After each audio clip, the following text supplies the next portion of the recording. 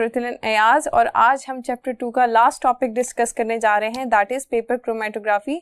So let's start our lecture. It is a technique of partition chromatography. और partition chromatography की क्या specification थी? Partition chromatography का stationary phase and mobile phase both are liquid. इसमें दोनों phases जो हैं हम लिक्विड यूज करते हैं. स्टेशनरी फेस भी लिक्विड होता है और मोबाइल फेस भी लिक्विड होता है. ठीक है. अब पेपर क्रोमेटोग्राफी हम उसके अंदर स्टेशनरी फेस कौन सा यूज करेंगे? पेपर क्रोमेटोग्राफी में स्टेशनरी फेस हमारे पास आ जाएगा वाटर. ठीक है. Water is a liquid adsorbed on the filter paper. जी, यहां पर स्टेशनरी फेस हमारा क्या है? That is water. लेकिन क्योंकि वाटर लिक्विड है तो हम इसे एक इनर्ट सपोर्ट प्रोवाइड कर रहे हैं, दैट इज फिल्टर पेपर. जब भी पेपर बनता है तो उसके अंदर मॉइस्चर कंटेंट ज़रूर ऐड किया जाता है, क्योंकि अगर पेपर के अंदर मॉइस्चर कंटेंट नहीं होगा तो वो फ्लेक्सिबल नहीं रहेगा, वो ब्रिटल हो जाता है और जल्दी से टूट सकता है. तो इसीलिए हमेशा जब भी पेपर बनाते हैं तो उसके अंदर मॉइस्चर कंटेंट होता है. और इसी फिल्टर पेपर को अगर हम जूम कर कर देखें या इसी फिल्टर पेपर को हम माइक्रो लेवल पर जाकर देखें तो आप देख सकते हैं कि यहाँ पर सेलुलोज जो है एज अ सॉलिड है और इसकी सरफेस पे वाटर एड्सॉर्ब हुआ हुआ है. और यही वाटर पेपर क्रोमेटोग्राफी में as a stationary phase use हो रहा है. ठीक है. अगर आपसे क्वेश्चन पूछा जाए कि पेपर क्रोमेटोग्राफी में स्टेशनरी फेस हम क्या यूज कर रहे हैं, तो आपने कभी भी ये नहीं कहना कि हम stationary phase filter paper use कर रहे हैं. That is the wrong answer. हम स्टेशनरी फेस लिक्विड यूज कर रहे हैं, that is adsorb on the filter paper. Okay. Mobile phase की तरफ अगर हम देखें तो मोबाइल फेस हम यहाँ पर ऑर्गेनिक सॉल्वेंट यूज करेंगे. ठीक है. हमारे मोबाइल फेस की नेचर क्या होगी? Non polar. और स्टेशनरी फेस क्योंकि लिक्विड है तो इसकी नेचर है हमारे पास पोलर. ये हमने फेजेस देख लिए. इसके बाद हम देखते हैं कि पेपर क्रोमेटोग्राफी का क्या प्रोसीजर है और किस तरह से हम पेपर क्रोमेटोग्राफी को एक्सपेरिमेंटली अटेम्प्ट कर सकते हैं. सो लेट्स सी कि हम पेपर क्रोमेटोग्राफी को किस तरह से एक्सपेरिमेंटली अटेम्प्ट कर सकते हैं. जी, 3 कॉमन वेज हैं. 3 कॉमन मेथड्स हैं for attempting paper chromatography. Paper chromatography को अटेम्प्ट करने के लिए हम 3 तरीके इस्तेमाल करते हैं. First one is ascending technique, second is descending and third one is radial और सर्कुलर. ठीक है. असेंडिंग टेक्निक में क्या होता है कि हम स्टेशनरी फेस पोलर यूज करते हैं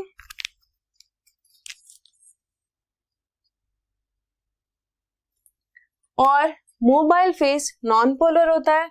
और जो सॉल्वेंट की डायरेक्शन होती है वो बॉटम से अबव ये डायरेक्शन होगी. ठीक है.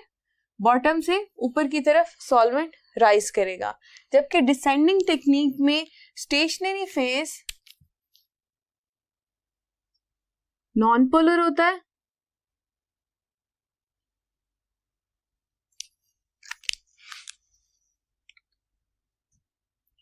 और मोबाइल फेस जो है वो हम पोलर लेते हैं. और इसके अंदर सॉल्वेंट कैसे ट्रेवल करता है? टॉप से बॉटम की तरफ. और रेडियल या सर्कुलर के अंदर हम क्या करते हैं कि हमारा जो क्रोमेटोग्राफिक पेपर होता है या जो हमारा फिल्टर पेपर होता है वो हम उसे सर्कुलर लेते हैं. ठीक है. और सॉल्वेंट उसके अंदर सेंटर से साइड्स की तरफ ट्रेवल करता है सर्कल की फॉर्म में। तो इसे हम क्या कहते हैं, रेडियल और सर्कुलर क्रोमेटोग्राफिक टेक्निक। तीनों तरह से हम पेपर क्रोमेटोग्राफी को अटेम्प्ट कर सकते हैं और आज के हम टॉपिक में असेंडिंग टेक्निक को डिस्कस करेंगे। पेपर क्रोमेटोग्राफी का प्रोसीजर देखते हैं।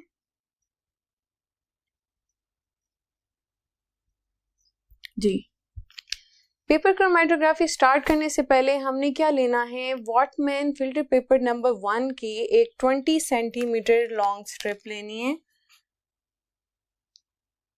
ठीक है, इसकी लेंथ क्या होगी, 20 सेंटीमीटर। अब यहां बॉटम से ऊपर जाते हुए आपने 2.5 सेंटीमीटर की हाइट पे पेंसिल से एक बेस लाइन ड्रॉ करनी है। ठीक है, याद रहे आपने ये लाइन पेंसिल से ड्रॉ करनी है, किसी इंक पेन से नहीं, ना ही कोई बॉल पेन से, क्योंकि अगर आप किसी इंक पेन या किसी बॉल पेन का इस्तेमाल करेंगे तो उसके अंदर भी एक इंक है जिसके अंदर ऑर्गेनिक कंपाउंड्स होंगे। ठीक है, अगर आप उससे ये लाइन ड्रॉ करेंगे तो जब सॉल्वेंट राइज करेगा तो वो इंक भी सेपरेट होना शुरू हो जाएगी। ठीक है, इसलिए हम ये लाइन पेंसिल से ड्रॉ करते हैं। जब आपने ये बेस लाइन ड्रॉ कर ली, फिर नेक्स्ट स्टेप ये होगा कि हमने 2 स्पॉट्स लगाने। एक स्पॉट उसका जो मिक्सचर है जिसमें से हमने अपना ऑर्गेनिक कंपाउंड या डिजायर्ड कंपोनेंट जो है मिक्सचर में से सेपरेट करना है, ये वो मिक्सचर का स्पॉट होगा। और इसके साथ ही हमने रेफरेंस स्पॉट लगाएंगे। ठीक है, इसके साथ ही हमने रेफरेंस स्पॉट लगा दिया। ये रेफरेंस स्पॉट लगाने का क्या मतलब है, ये हमने उस कंपोनेंट का स्पॉट लगाया है जिसको हमने मिक्सचर में से सेपरेट करना है, ताकि हम देख सकें कि हमारे मिक्सचर में वो कंपोनेंट मौजूद है या नहीं, यानी हम उसे आइडेंटिफाई कर सकें। इस वजह से रेफरेंस स्पॉट लगाया जाता है। अब इन स्पॉट को लगाने के बाद आपने ये फिल्टर पेपर की स्ट्रिप को ड्राई होने देना है। साथ ही आपने क्या करना है कि एक टैंक लेना है, ग्लास टैंक लिया और उसके अंदर सॉल्वेंट पोर किया। ये सॉल्वेंट वो है जो हमारा मोबाइल फेस है। ठीक है, जिस सॉल्वेंट को हम मोबाइल फेस के तौर पे यूज करें दैट इज ऑर्गेनिक सॉल्वेंट। ठीक है, ये हमने इसमें ऐड कर दिया। अब इस टैंक को हमने कवर कर देना है ताकि सॉल्वेंट के वेपर्स पूरे वेसल में सैचुरेट हो जाए। ठीक है, ये इसका लिड आ गया। जब सैचुरेशन हो जाएगी, कुछ घंटों के लिए हम इस टैंक को ऐसे ही रहने देंगे। उसके बाद जब फुल सैचुरेशन हो जाएगी तो फिर हम इस टैंक का लिड जो है वो रिमूव करेंगे। ठीक है, और ये फिल्टर पेपर की जो स्ट्रिप है वो इसके अंदर हैंग कर देंगे। ठीक है, हैंगिंग का तरीका ये है कि जब आप फिल्टर पेपर की स्ट्रिप को हैंग करें तो बॉटम से 5 to 6 मिलीमीटर लेंथ सॉल्वेंट के अंदर डिप हो रही हो, इससे ज्यादा नहीं। ठीक है, और ये बहुत ध्यान रखना है कि ये जो हमने स्पॉट्स लगाए हैं ये सॉल्वेंट में डिप ना हो रहे हो। तो इसके लिए हम क्या करेंगे, फिल्टर पेपर को इसके अंदर हैंग कर देंगे। ये फिल्टर पेपर की स्ट्रिप आ गई। ठीक है, और ये हमारी बेस लाइन आ गई और इसके ऊपर 2 स्पॉट्स थे, एक मिक्सचर का स्पॉट था और दूसरा रेफरेंस या प्योर कंपाउंड का। इसको हमने हैंग करना है टैंक में।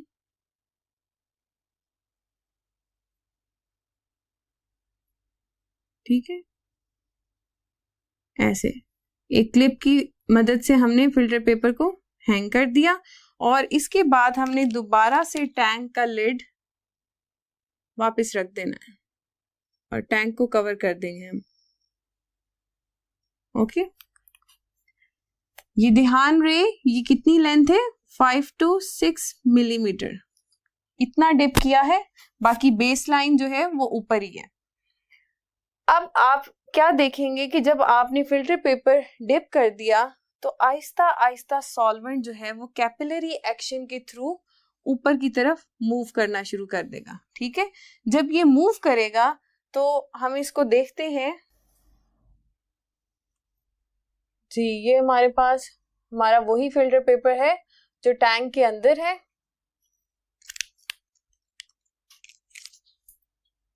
और ये स्पॉट्स आ गए, ये सॉल्वेंट आ गया जी। अब देखेंगे ये सॉल्वेंट जब आहिस्ता आहिस्ता ऊपर मूव करता जाएगा और एक पॉइंट आएगा कि ये बेस लाइन से क्रॉस कर जाएगा। जब इस बेस लाइन को क्रॉस करेगा तो क्या होगा, यहाँ पर ये सॉल्यूट जो है वो भी इस सॉल्वेंट के साथ ट्रेवल करना स्टार्ट कर देगा और इस पॉइंट पे कंपटीशन स्टार्ट हो जाएगा सॉल्यूट के कंपोनेंट्स का, या आप कह लें कि मिक्सचर का, between the mobile phase and stationary face.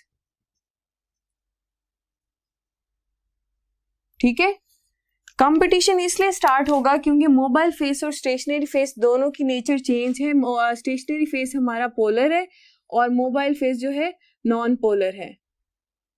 जब सॉल्यूट भी मूव करना शुरू कर देगा या ये मिक्सचर का स्पॉट भी मूव करना स्टार्ट कर देगा तो वो स्टेशनरी फेस और मोबाइल फेस दोनों के दरमियान कंपटीशन फील करेगा कि वो किसके साथ मूव करे। अगर तो कंपोनेंट मिक्सचर में पोलर इन नेचर है तो वो किस तरह से सेपरेट होगा, ये किस तरह से बिहेव करेगा, उसका कंपटीशन कैसे होगा, उसको हम इस फिगर से शो करते हैं। अगर ये ब्लैक शीट में मैं फिल्टर पेपर को डिस्क्राइब कर रही हूँ, इसको फिल्टर पेपर को शो कर रही हूँ और इसके ऊपर ब्लू लेयर जो मैं आपको दिखा रही हूँ that is the water absorb acting as a stationary phase. Stationary phase क्या है, वाटर। ठीक है, और इसके ऊपर मैं एक ये ब्लैक लाइन से मोबाइल फेस जो कि सॉल्वेंट है, ऑर्गेनिक सॉल्वेंट।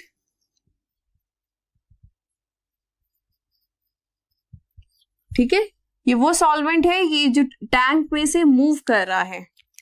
अब यहाँ पर इस पॉइंट पे हम इसको देख रहे हैं कि ये जब मिक्सचर का स्पॉट है ये सॉल्वेंट के साथ मूव किया, किस तरह से उसका कंपटीशन हुआ between two phases that is stationary face and mobile phase.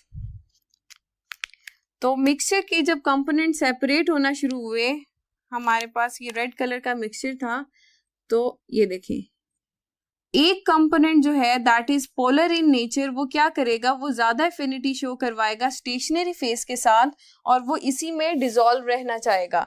और जो दूसरा कंपोनेंट है हमारे पास वो नॉन पोलर इन नेचर है, तो वो किसके ज्यादा करीब है, वो मोबाइल फेस के साथ ज्यादा एफिनिटी शो कर रहा है और इसी के अंदर डिसॉल्व रहेगा और मोबाइल फेस के साथ ही मूव करना स्टार्ट कर देगा। ठीक है, तो जो कंपोनेंट जितना ही एफिनिटी स्टेशनरी फेस के साथ शो करेगा वो अर्ली सेपरेट हो जाएगा और जो कंपोनेंट मोबाइल फेस के साथ ज्यादा एफिनिटी शो करेगा वो मोबाइल फेस के साथ अपवर्ड मूव करता जाएगा और वो बाद में सेपरेट होगा। ठीक है, तो एट द एंड हमारे पास जब फिल्टर पेपर का 75% या आप कह लें 3/4 जब कवर हो जाएगा तो फिर हम क्या करेंगे, हम इस स्ट्रिप को रिमूव कर देंगे फ्रॉम द टैंक और जितना सॉल्वेंट राइज कर जाएगा उसको हम मार्क कर लेंगे और हम देखेंगे कि हमारे पास एक कलर्ड पैटर्न आ गया है, कलर्ड स्पॉट्स अपीयर हो गए हैं जो शो कर रहे हैं कि मिक्सचर सेपरेट हो चुका है इनटू इट्स इंडिविजुअल कंपोनेंट्स। ये देख रहे हैं आप, यहाँ पर मिक्सचर का स्पॉट था और यहाँ पर उस रेफरेंस कंपाउंड का। तो मिक्सचर में एक से ज्यादा कंपोनेंट्स हैं जो कि सेपरेट हो गए हैं और ये रेफरेंस हमने प्योर कंपाउंड का लगाया था। एक स्पॉट आने का मतलब क्या है कि कंपाउंड प्योर है, इसके अंदर फर्दर कोई और कंपोनेंट डिसॉल्व नहीं हुआ। ठीक है, और ये जो हमने लाइन मार्क की है जहां तक सॉल्वेंट ट्रेवल किया है इसको हमने क्या कह दिया, सॉल्वेंट फ्रंट। ठीक है, अब ये जो हमारे पास कलर्ड पैटर्न आया है, इसको अब हम फिल्टर पेपर स्ट्रिप नहीं कहेंगे, ये हमारे पास आफ्टर क्रोमेटोग्राफी टेक्निक अचीव हुई है, इसको हम क्या कहते हैं, इसको हम क्रोमेटोग्राम कहते हैं। ठीक है, कलर्ड कंपाउंड्स के लिए क्रोमेटोग्राम हमारे पास कलर्ड बैंड्स की सूरत में आता है, और अगर हमारा मिक्सचर कलरलेस हो तो फिर हम देखते हैं कि क्रोमेटोग्राम किस तरह का आएगा हमारे पास।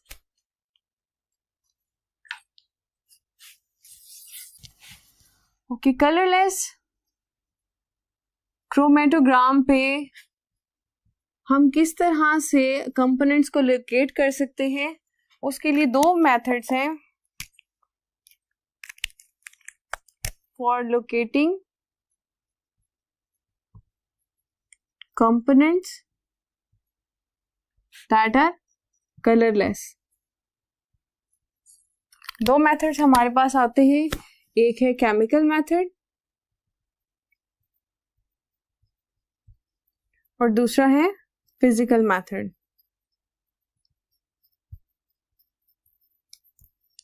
केमिकल मेथड में हम सिंपल केमिकल्स को स्प्रे करते हैं on the chromatogram.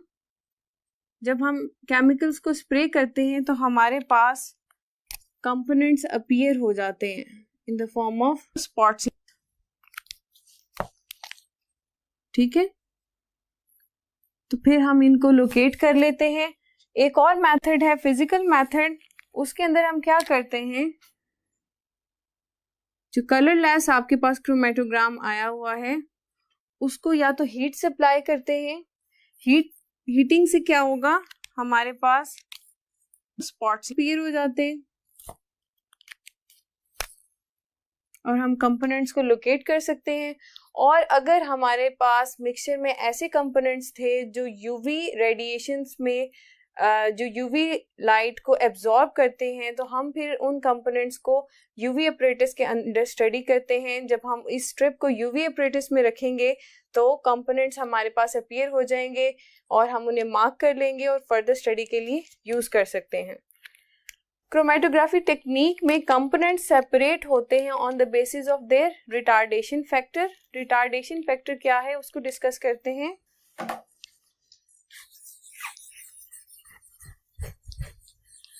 Retardation factor basically distribution coefficient को ही एक्सप्लेन करता है, और डिस्ट्रीब्यूशन कोफिशिएंट हमने क्या स्टडी किया था, that is the concentration of a solute और component in its mobile phase. Concentration of solute in mobile phase over concentration of solute in stationary phase।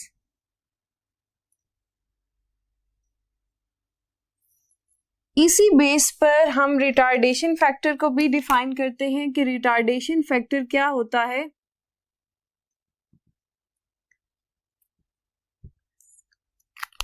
Retardation factor is basically a ratio of distance traveled by solute from original spot over distance traveled by solvent from original spot. ठीक है, तो basically RF value बहुत important होती है components को identify करने के लिए। सो स्टूडेंट्स, हम इस पूरे प्रोसीजर को एक दफा से दोबारा रिवाइज करते हैं through animation. So let's see the animation of paper chromatography. जी स्टूडेंट्स, पेपर क्रोमेटोग्राफी में स्टूडेंट्स सबसे पहले हम 20 सेंटीमीटर लॉन्ग फिल्टर पेपर की स्ट्रिप लेते हैं, इसकी बेस लाइन ड्रॉ करेंगे। इस बेस लाइन पे स्टूडेंट्स एक हम स्पॉट लगाएंगे मिक्सचर का, और एक साथ ही हम रेफरेंस स्पॉट लगाते हैं उस कंपोनेंट का या उस कंपाउंड का जिस कंपाउंड को हम मिक्सचर में से आइडेंटिफाई करना चाह रहे हैं। इस स्ट्रिप को ड्राई करने के बाद हम क्रोमेटोग्राफिक टैंक में हैंग करेंगे और टैंक को कवर कर देंगे। स्टूडेंट्स, कुछ देर बाद आप ऑब्जर्व करेंगे जो सॉल्वेंट है या मोबाइल फेस है क्रोमेटोग्राफिक टैंक के अंदर, वो कैपिलरी एक्शन के थ्रू राइज करना शुरू कर देगा और जैसे ही वो बेस लाइन को क्रॉस करेगा जहां पर हमारा स्पॉट लगा हुआ है तो यहाँ पर एक कंपटीशन स्टार्ट हो जाएगा between the components of mixture and mobile face के मोबाइल फेस में जो कंपोनेंट्स ज्यादा एफिनिटी शो करेंगे वो मोबाइल फेस के साथ ही मूव करते जा रहे हैं और जिन कंपोनेंट्स की एफिनिटी स्टेशनरी फेस के साथ ज्यादा है वो स्टे करते जाएंगे और उनके स्पॉट्स अपीयर होते जा रहे हैं।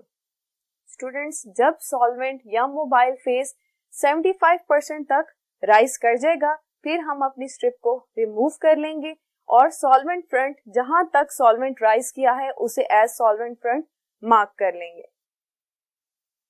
अब स्टूडेंट्स, ये आपके पास फिल्टर पेपर की स्ट्रिप नहीं रही, इसे अब आप क्या कहेंगे, दैट इज आवर क्रोमेटोग्राम। ठीक है, क्योंकि ये अब एक स्पेसिफिक पैटर्न आ चुका है, आप इसे फिल्टर पेपर की स्ट्रिप नहीं कह सकते। That is your result of chromatography और इसे क्या कहते हैं, क्रोमेटोग्राम कहते हैं। स्टूडेंट्स, जब भी आप कलर्ड मिक्सचर लेंगे तो आपके पास इसी तरह से एक कलर्ड पैटर्न अपीयर होगा, लेकिन अगर स्टूडेंट्स आपके पास जो मिक्सचर है जिसमें से आपने कंपोनेंट्स को सेपरेट करना है वो कलरलेस है, तो फिर हम क्या करते हैं कि जब उसकी हम क्रोमेटोग्राफी करते हैं तो आफ्टर क्रोमेटोग्राफी हमारे पास एक कलरलेस स्ट्रिप अपीयर होती है, कोई भी पैटर्न यहाँ पर अपीयर नहीं होता। इस तरह की क्रोमेटोग्राफी में हमें क्रोमेटोग्राम को डेवलप करना होता है। स्टूडेंट्स, क्रोमेटोग्राम को डेवलप करने के दो तरीके होते हैं, physical method and chemical method. Physical method में स्टूडेंट्स आप देखें, हम क्रोमेटोग्राम या जो स्ट्रिप हमारे पास लास्ट में आती है उसको हम हीट करते हैं, हीटिंग से स्पॉट्स अपीयर हो जाते हैं। लेकिन अगर हीटिंग से भी स्पॉट्स अपीयर ना हो तो फिर हम क्या करते हैं, दूसरा मेथड होता है कि हम अपनी स्ट्रिप को यूवी लाइट के अंडर स्टडी करते हैं। जो कंपोनेंट्स अगर यूवी एक्टिव होंगे वो यूवी लाइट के अंदर जो है अपीयर हो जाते हैं और हम इसी लाइट के अंडर इन्हें मार्क कर लेते हैं। ठीक है, क्योंकि अदर देन यूवी लाइट ये अपीयर नहीं होंगे। ये हो गए फिजिकल मेथड्स। अगर हम केमिकल मेथड्स की बात करें तो कलरलेस मिक्सचर्स के लिए क्रोमेटोग्राम को डेवलप करने के लिए हम केमिकल्स को स्प्रे करते हैं। फॉर एग्जांपल हम निनहाइड्रिन को स्प्रे करते हैं, रिबेनिक एसिड है, हाइड्रोजन सल्फाइड है, इस तरह के केमिकल्स को हम क्रोमेटोग्राम पे या आप कह लें कि स्ट्रिप पे अपनी स्प्रे करेंगे, उसके बाद आपके पास एक क्रोमेटोग्राम डेवलप होता है। ठीक है, ये हो गए फिजिकल और केमिकल मेथड्स जिससे हम क्रोमेटोग्राम को डेवलप कर लेते हैं। स्टूडेंट्स, अब हमने अपने लेक्चर में रिटार्डेशन फैक्टर भी पढ़ा था जिसे हम आरएफ वैल्यू कहते हैं। आरएफ वैल्यू क्या होती है, that is the ratio of the distance travelled by the solute from the original spot over the distance travelled by the solvent from the original spot. ये वैल्यू जो है हमें help करती है टू आइडेंटिफाई द कंपोनेंट्स या हमारा desired compound जो है उसको आइडेंटिफाई करने के लिए। स्टार्ट में स्टूडेंट्स जो हमने क्रोमेटोग्राफी का प्रोसीजर देखा था उसके अंदर हमने एक रेफरेंस स्पॉट इसीलिए लगाया था ताकि हम अपने डिजायर्ड कंपाउंड को आइडेंटिफाई कर सकें। अब यहाँ पर हम इस क्रोमेटोग्राम में आरएफ वैल्यू कैलकुलेट करने जा रहे हैं मिक्सचर में एक स्पॉट की, और इसी तरह से रेफरेंस जो हमारे पास है स्पॉट उसकी भी हम आरएफ वैल्यू कैलकुलेट करेंगे। स्टूडेंट्स, हम टेबल से जो डाटा है हमारे पास उससे हम अगर मैच करें तो जो ग्रीन कलर है वो रेफरेंस इमेज रेफरेंस स्पॉट, और जो मिक्सचर में भी ग्रीन कलर आ रहा है आपके पास, ये ग्रीन स्पॉट आ रहा है, इन दोनों की आरएफ वैल्यू सेम है। इट्स मीन कि जिस कंपाउंड को हम सेपरेट करना चाह रहे थे वो हमारा ग्रीन स्पॉट है, या आप कह लें कि ग्रीन कलर का वो कंपाउंड है और हमने उसको आइडेंटिफाई कर लिया। इस तरह से स्टूडेंट्स आपने देखा कि क्रोमेटोग्राफी जो है वो आइडेंटिफिकेशन ऑफ कंपाउंड्स के लिए इस्तेमाल हो रही है। स्टूडेंट्स, आप यूजेस ऑफ क्रोमेटोग्राफी की बात करते हैं तो chromatography is a very important separating technique for organic synthesis, क्योंकि ऑर्गेनिक सिंथेसिस में हमारे पास जो कंपाउंड सिंथेसाइज होते हैं वो इम्प्योर फॉर्म में होते हैं। तो क्रोमेटोग्राफी ऑर्गेनिक सिंथेसिस में प्यूरिफिकेशन ऑफ प्रोडक्ट्स के लिए इस्तेमाल हो रही होती है कि हम अपनी प्रोडक्ट को प्यूरिफाई कर सकें। इसी तरह से स्टूडेंट्स, अगर हमारे पास सिंथेसिस के दौरान मिक्सचर ऑफ प्रोडक्ट्स आ जाए और हम अपनी डिजायर्ड कंपाउंड को उसमें से सेपरेट करना चाहें तो तब भी क्रोमेटोग्राफी टेक्निक जो है वो बहुत ज़्यादा हेल्पफुल होती है। इसी तरह से स्टूडेंट्स, जब हम प्लांट्स को स्टडी करते हैं तो प्लांट्स में आपको पता है कि नंबर ऑफ डिफरेंट कंपाउंड्स मौजूद होते हैं, और अगर किसी एक स्पेसिफिक कंपाउंड की कोई मेडिसिनल वैल्यू होती है हम उसे आइसोलेट करना चाहते हैं, उसके लिए भी स्टूडेंट्स हम क्रोमेटोग्राफी टेक्निक को यूज करते हैं।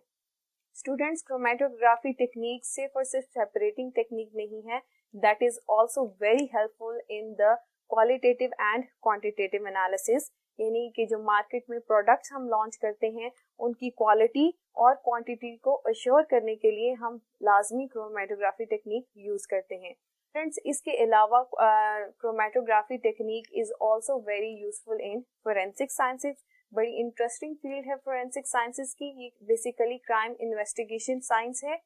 यहाँ पर हम बेसिकली क्या करते हैं कि क्राइम सीन से डिफरेंट सैंपल्स को कलेक्ट करते हैं। फॉर एग्जाम्पल, अगर हमें क्राइम सीन से ब्लड सैंपल दिया गया है और हमें ये कहा गया है कि आप हमें ये इंफॉर्मेशन दें कि इस ब्लड सैंपल के अंदर कोई ऐसी ड्रग मौजूद तो नहीं है, या फिर जो आपका विक्टिम था उसके ब्लड में कोई ऐसी इम्प्योरिटी, कोई अल्कोहल, कोई ड्रग मौजूद तो नहीं थी जिसकी वजह से उसकी डेथ कॉज हुई। स्टूडेंट्स, इन सारी चीजों को, इन सारी इन्वेस्टिगेशंस के आंसर के लिए हम क्रोमेटोग्राफी टेक्निक को इस्तेमाल करते हैं। स्टूडेंट्स, एक और इंटरेस्टिंग अगर आपको इन्फॉर्मेशन मैं दूं कि chromatography technique is also used in the doping test. Doping test basically क्या होता है कि जब एथलीट्स जो हैं अपनी परफॉर्मेंस को एनहांस करने के लिए परफॉर्मेंस एनहांसिंग ड्रग्स इस्तेमाल करते हैं, यानी ऐसी मेडिसिन यूज करते हैं जिससे उनकी परफॉर्मेंस जो है वो बेटर हो सके। उसके लिए एथलीट्स का डोपिंग टेस्ट होता है, तो उस डोपिंग टेस्ट के लिए भी जो है क्रोमेटोग्राफी टेक्निक इस्तेमाल होती है। अगर किसी एथलीट ने परफॉर्मेंस एनहांसिंग ड्रग्स इस्तेमाल की हुई हैं तो उसका डोपिंग टेस्ट जो है वो पॉजिटिव आ जाएगा। सो स्टूडेंट्स, आपने देखा कि क्रोमेटोग्राफी टेक्निक हमारी डेली लाइफ में कितनी ज़्यादा यूजफुल है, हम उसे वैरायटी ऑफ फील्ड्स में किस तरह से इस्तेमाल कर रहे हैं। स्टूडेंट्स, यहाँ पर हमारा टॉपिक जो है फिनिश हुआ और साथ ही हमारा चैप्टर भी एंड हुआ। स्टूडेंट्स, इस चैप्टर में हमने सेपरेटिंग टेक्निक्स पढ़ी थी डिफरेंट, जैसे कि हमने पढ़ा था फिल्ट्रेशन, क्रिस्टलाइजेशन, उसके बाद हमने स्टडी किया था सब्लिमेशन, सॉल्वेंट एक्सट्रैक्शन और last but not the least chromatography. Students, hope आपको इन सारी टेक्निक्स की बहुत अच्छी तरह से समझ आई होगी। अपना बहुत सा ख्याल रखिए।